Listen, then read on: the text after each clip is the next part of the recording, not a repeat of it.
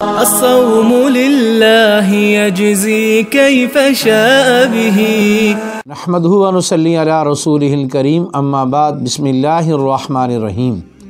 معزز خواتین و حضرات، السلام علیکم ورحمۃ اللہ وبرکاتہ۔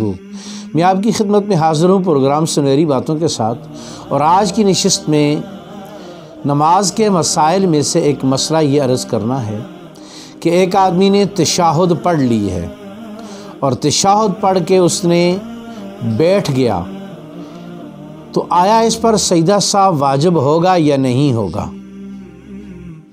تشہد مکمل کر لیے، اب اس نے تیسری رکعت کے لیے کھڑا ہونا تھا، لیکن یہ ابھی بیٹھا ہوا ہے اور تشہد بھی نہیں پڑھ رہا۔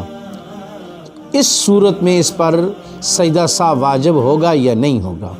تو یاد رکھیے، اگر تشہد پڑھنے کے بعد یہ آدمی اتنی دیر بیٹھا کہ جتنی دیر میں 3 مرتبہ سبحان اللہ سبحان اللہ سبحان اللہ، اگر 3 مرتبہ کہنے کی مقدار بیٹھا رہا تو سجدہ سہو واجب ہو جائے گا، اور اگر 3 مرتبہ کہنے کی مقدار سے کم مدت میں بیٹھا تو پھر سجدہ سہو واجب نہیں ہوگا۔